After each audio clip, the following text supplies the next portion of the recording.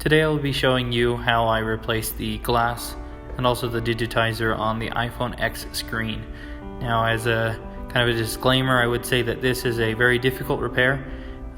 It's not necessarily something that can be done at home because you do need certain tools that you may not have lying around your home. However, it can be done with enough patience and skill. First, what I'm going to do is I'm going to take the screen off. The adhesive seal makes it a little tricky to get off, but once it's off, it's really easy to disassemble from there. Carefully prying away at the top and separating all of the adhesive, I'm able to fold it over like a kind of like a book. I'm going to go ahead and turn it off before taking it all the way apart. First things first, we're going to remove all the screws on the bracket here, keeping them in order. We'll remove that bracket and then go ahead and disconnect the battery.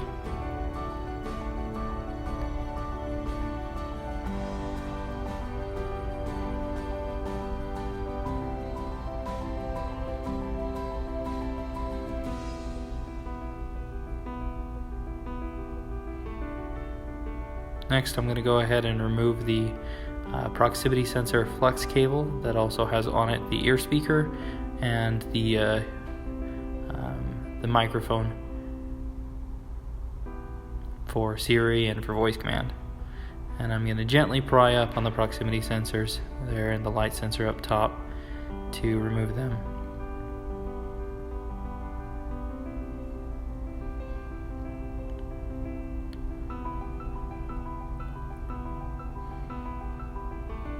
Alright, now I'll go ahead and disconnect the screen.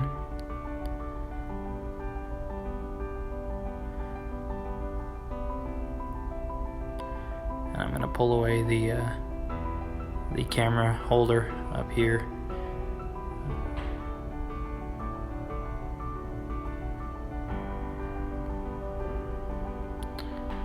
Alright, the next thing we have to do is remove the frame to the screen. So I'm going to carefully take my hot blade. This is a very sharp and very hot razor blade. This is fairly dangerous to do, so I recommend that you be very cautious and careful because if you slip, you can cut yourself. I have cut myself before. It is not fun.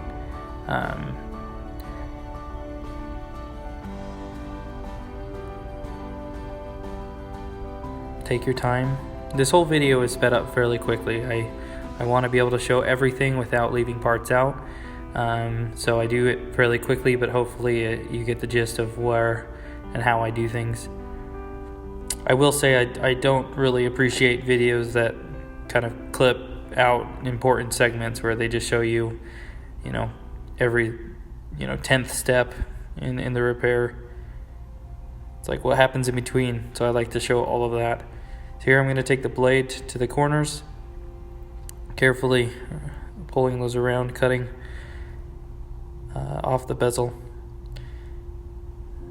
One of the reasons I'm doing this is because this bezel is annoying to remove. And in fact, most of the error that is ever performed in replacing the glass is due to the removal of the bezel. That's where things can mostly go wrong, where you can damage the display. And so taking extra time to remove as much of the bezel as possible from the side of the glass will help ensure that as I carefully separate the bezel, I don't ruin the display. Here I'm going up the other side and removing the as much of the bezel as I can. Now every half inch or so, depending on what your angle of blade is, you'll run into a little metal piece. You can see my razor blade gets chipped up a little bit, making it a little harder to cut.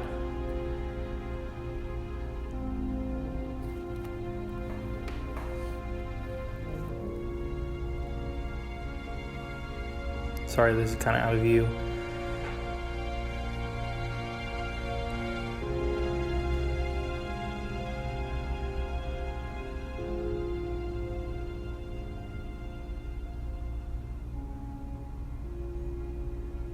it's hard to record and do the work at the same time.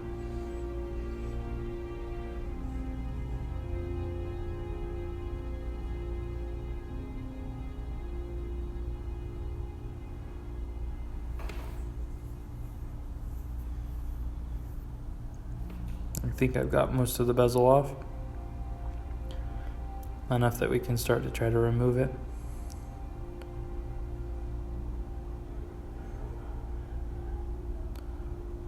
I go ahead and test it again just to make sure I didn't damage the display with all of the cutting that I did. It looks like it's going to be okay.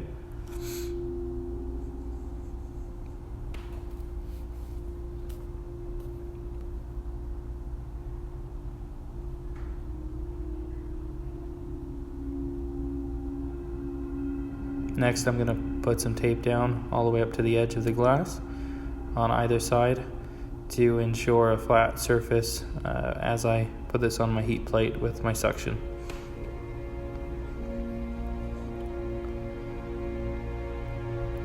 We'll go ahead and set it on there, let it start to heat up. One of the nice things about these displays is you can leave them on a heat plate for an extended period of time without having to worry about burning anything or warping, say, a backlight, seeing as it doesn't actually have one. So gently, I'm going to get in there with the tools. You'll see I use a variety of tools depending on what I feel like at the moment. But if you need to be very cautious as you go around the edge that you don't go in too far, because you will hit the display. And if you go in too far and you can damage it. I'm going to gently slide down my pry tools. I found that my favorite tool to use is actually a piece of plastic, because it's like a forgiving razor blade that can cut through the adhesive and also form to the curvatures of the edge of the glass and display.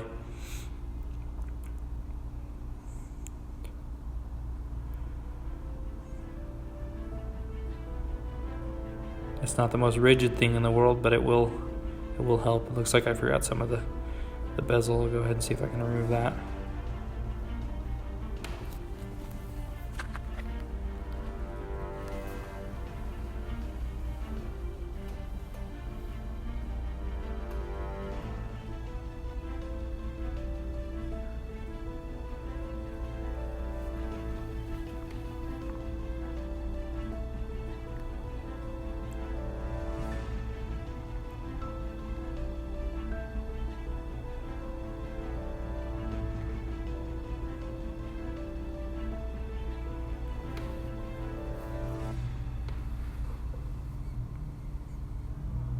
All right, let's continue.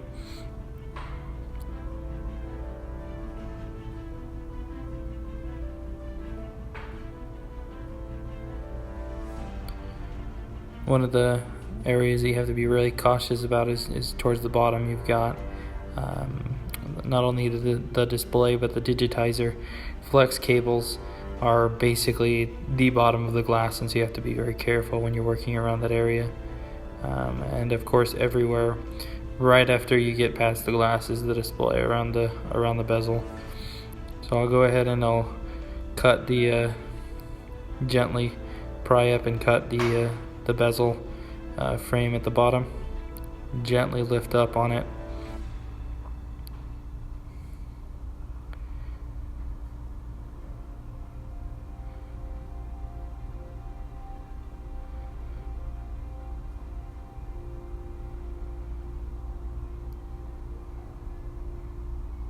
I say this part is the most difficult and time-consuming and stressful part of the entire process is removing the bezel, because so many things can go wrong at any point in time.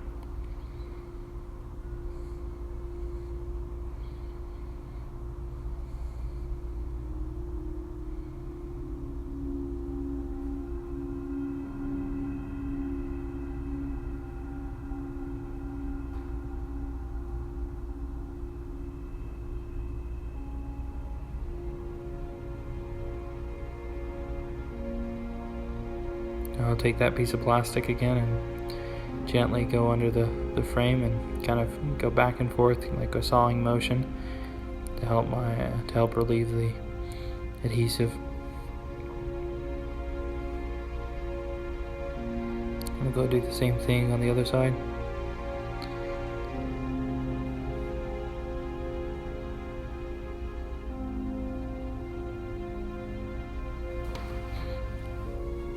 Taking my time, making sure I'm not hurting the display or the touch or the digitizer or anything.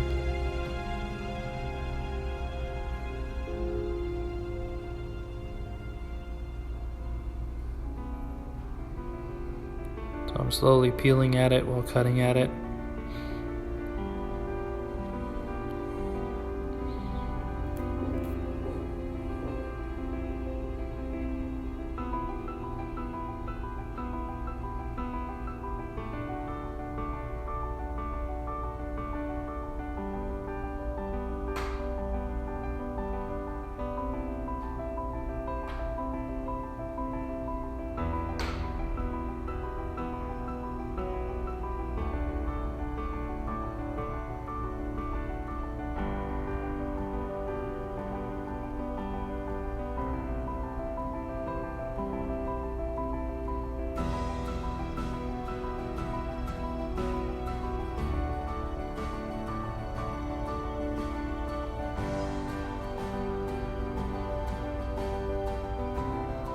Almost got one side all the way off.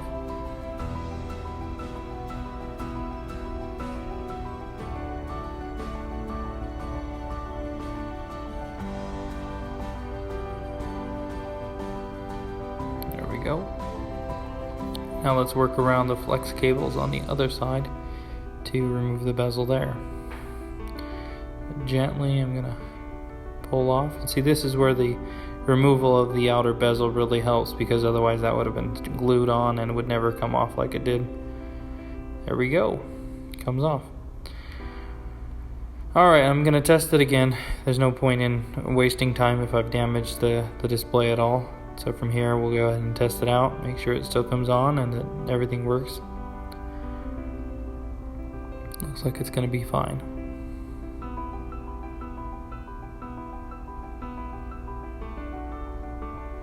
Touch works great.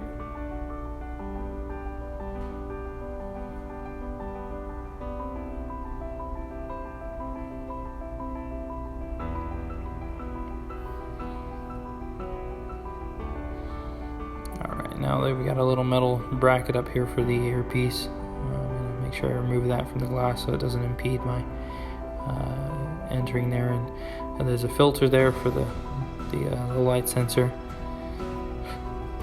that I peeled away. I'm going to remove any debris that's going to hopefully that'll help me cut through in between the glass and the digitizer. I'm going to take my wire and gently go under the digitizer, in between the glass and the digitizer, and cut across it.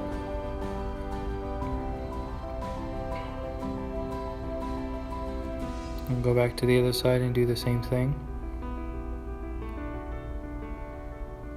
And then I'll carefully slide down and cut through the rest of it.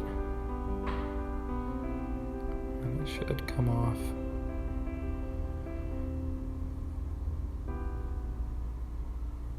One thing that's interesting about these displays is they're fairly flexible. You'll actually see that they curve and they can warp a little bit. I'm going to go ahead and rub off most of this adhesive.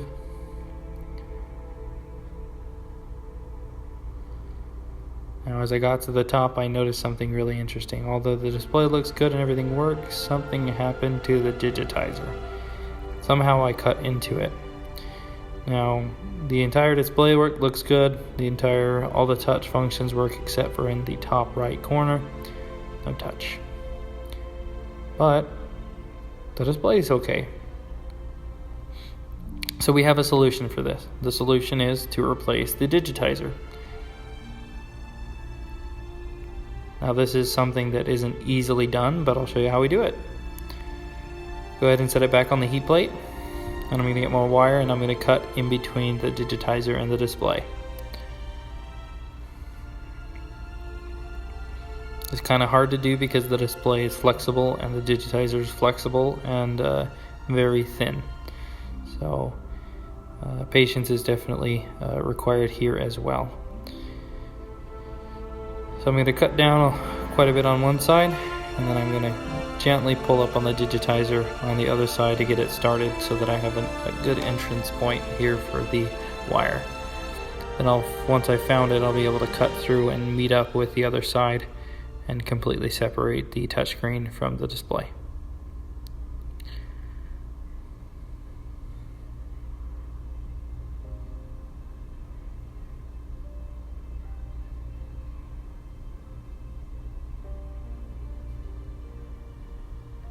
See how much the display flexes. It's amazing that it can flex as much as it does.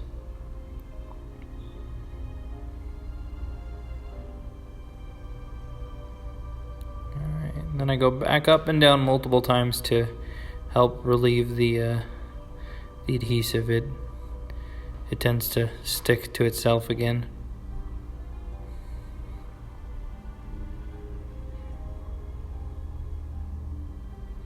And because the digitizer is flexible, it wants to pull up with it. So there we go. There's the touchscreen separated from the display. So we'll go ahead and rub off the adhesive. Let me speed up the video a little bit so this doesn't take as long. I like to do it this way just so I know that I'm not putting too much pressure on there. Using heat, it'll help remove it. And then I also like to use some acetone as well. We'll cut through the adhesive, and using my clean room wipes, I can get it nice and shiny and working again.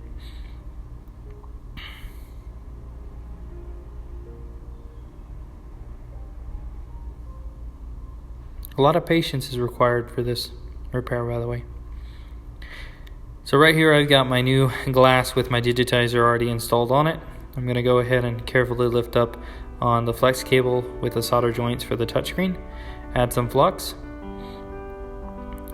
I'm going to take my solder iron and my tweezers.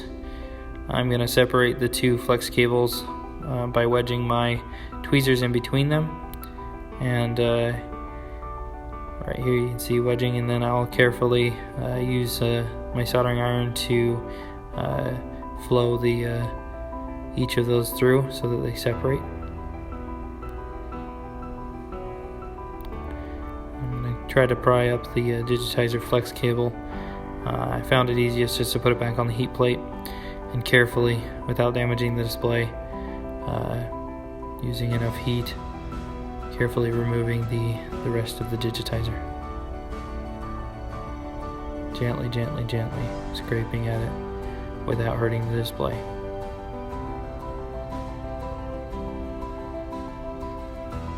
Look at that touchscreen though, how it just folds over itself. It's quite amazing how technology is. Wow. Alright, that's off. Let's go ahead and test it again. So I'm going to get one of my testers here. The ones I just have lying around. Go ahead and connect the screen and the battery. Turn it on. Now we won't have touchscreen, but we'll be able to see if the display is still functional. If we've damaged it in any way. See, no touch, but the display looks great. Beautiful colors.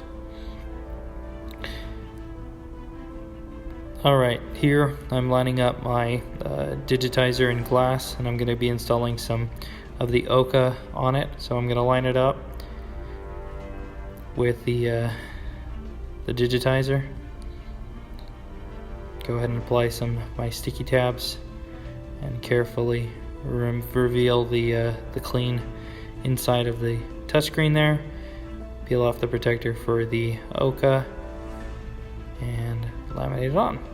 Now there are a couple bubbles that I found up at the bottom of the digitizer, so I'm going to go ahead and put it in my autoclave. Make sure I get all those bubbles pulled out.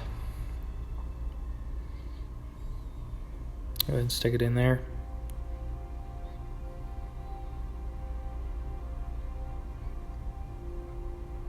we'll watch that go for 15 minutes or so.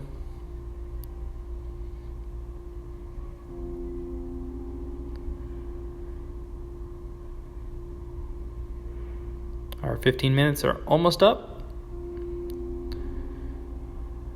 We'll go ahead and stick it in. There was still one bubble. Stick it in for another 5 or so. Alright. Next thing we're going to do is clean our display. So I have this rubber mold that I can set the display on that allows me to put more pressure on it without worrying about the components on the back side of the display.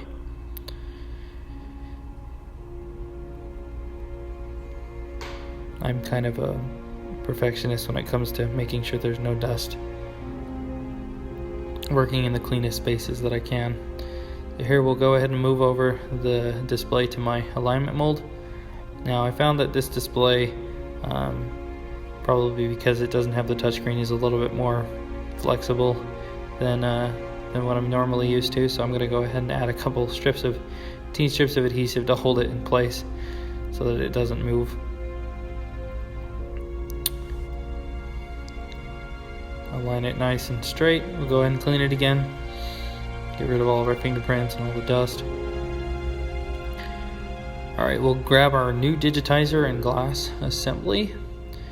And I'm going to put a sticky tab on the corner. That corner isn't really working, so I'm going to go to the other one and see if we can pull off the protector.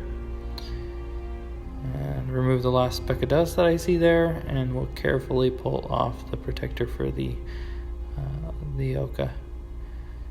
We'll set it up at the top first and align up on the bottom, and then we'll give it a little tap in the center and start adhering it.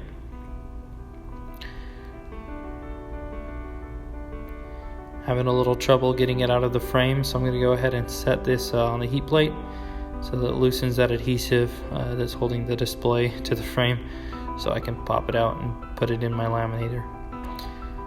Alright, there we go. We'll go ahead and remove the adhesive that's stuck to the back of the display. Set it back on my rubber mold. And we'll put it on our tray to set it in the laminator. There it goes. I've got my hot plate inside the laminator set at 55 degrees Celsius. And we've got the pressure at -88. We're going to set it in there for 20 seconds. There, it's done. There are still some bubbles that we need to pull out, so we're going to go ahead and take the display and stick it in the autoclave and let that run until we're satisfied.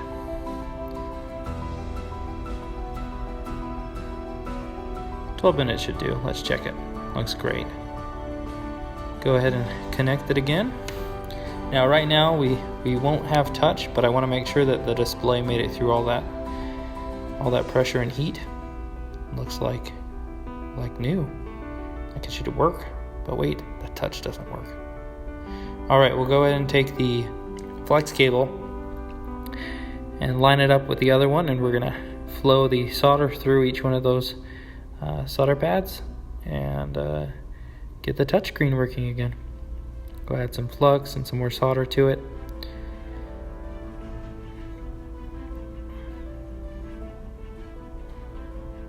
Making sure each and every one has enough solder that I'm confident that the joint is solid.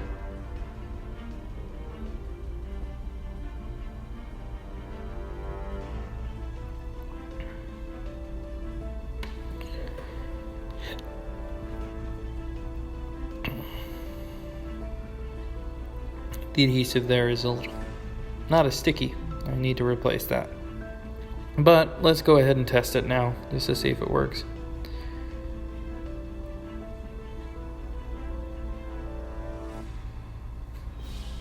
Alright, let's turn it on.